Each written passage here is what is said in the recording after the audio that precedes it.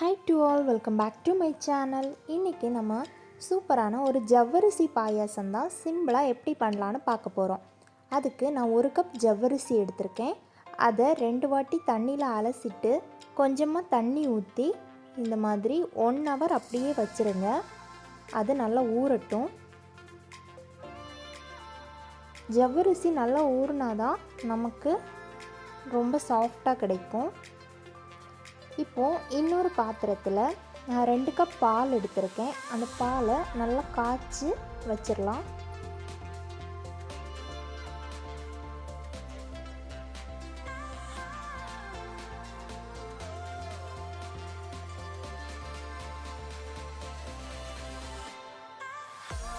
இப்போ இந்த பாலை நம்ம அடுப்பில் வச்சுட்டோம். இது ஒரு பக்கம் இருக்கும்போது நமக்கு ஜவ்வரிசி 1 hour ஆயிடுச்சு. இப்போ பாருங்கள், இந்த ஜவ்வரிசியை நம்ம இந்த தண்ணி எடுக்க வேணாம். ஜவ்வரிசியை ஒருக்கா கூட அலசிட்டு இந்த பாத்திரத்தில் மாற்றி வச்சிடலாம். இப்போ எல்லா ஜவ்வரிசியும் இந்த பாத்திரத்தில் மாற்றிட்டு நான் இதில் ஒரு 2 கப் தண்ணி ஊற்றி நல்லா ஜவ்வரிசியை கொதிக்க வைக்கலாம்.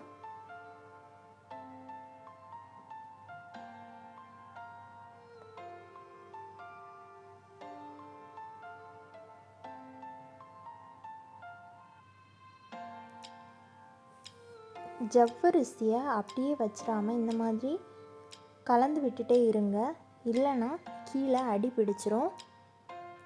இந்த பக்கம் பால் காய்ச்சிட்ருக்கோம். பால் நல்லா பொங்கிடுச்சு. பாலை ஆஃப் பண்ணப்புறம் நமக்கு ஜவ்வரிசி நல்ல ஒரு கண்ணாடி மாதிரி ஆகணும். பாருங்க, பால் நல்லா கொதிச்சிருச்சு. இப்போ இதை ஆஃப் பண்ணிடலாம். ஜவ்வரிசி நல்ல கண்ணாடி மாதிரி ஆகணும். பாருங்கள், இந்த அளவுக்கு நல்ல கண்ணாடி மாதிரி ஆயிடுச்சு. இப்போ இதையும் நம்ம ஆஃப் பண்ணிடலாம்.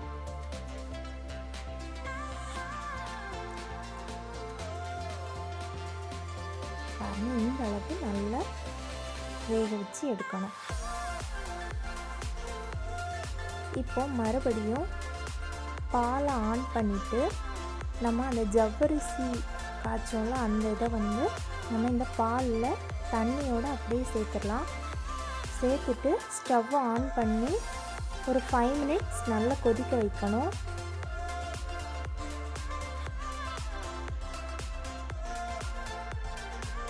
பாருங்கள், இந்த மாதிரி நல்லா கொதித்து வரும்போது நம்ம ஒரு 3 ஏலக்காவை சேர்த்துடலாம். ஏலக்காய் பொடியும் சேர்த்துக்கலாம். இந்த மாதிரி மிக்ஸ் பண்ணி விட்டுட்டே இருங்க.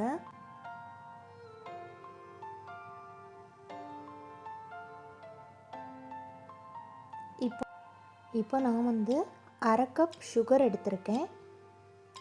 உங்களுக்கு அதிகமாக தேவைப்பட்டால் நீங்கள் அதிகமாக கூட எடுத்துக்கலாம். 1/2 கப்பே சரியாக தான் இருக்கும். பாருங்கள், நல்லா மிக்ஸ் பண்ணி விட்டுக்கலாம். இன்னொரு 2 minutes கழிஞ்ச அப்புறமா நம்ம அடுப்பை ஆஃப் பண்ணிடலாம். பாருங்கள், ஜவ்வரிசி இந்த பால் கூட சேர்ந்து நல்லா வெந்திருக்கு. இப்போ நம்ம அடுப்பை ஆஃப் பண்ணிடலாம். இன்னும் ஒரு கடாய் எடுத்து அதில் கொஞ்சமாக நெய் ஊற்றி முந்திரியை நல்லா வறுத்து எடுத்துக்கோங்க. முந்திரி நல்லா பொன்னிறம் ஆனோன்னே அதை அந்த பாயாசத்தில் ஊற்றிட்டு அதே நெய்யில் கொஞ்சமாக உலர் திராட்சை எடுத்திருக்கேன். அதையும் நல்லா வறுத்து விட்டுக்கோங்க. லைட்டாக பலூன் மாதிரி வீங்கி வந்தோன்னே அதையும் அப்படியே நெய்யோடையே பாயாசத்தில் சேர்த்துடலாம்.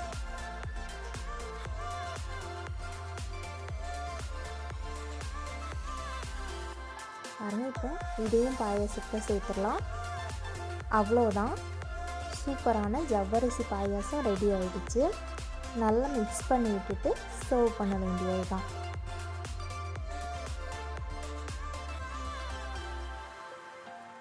உங்கள் வீட்டில் யாராவது கெஸ்ட் வராங்க அப்படின்னா டக்குன்னு இந்த பாயாசத்தை நீங்கள் செஞ்சு கொடுக்கலாம்.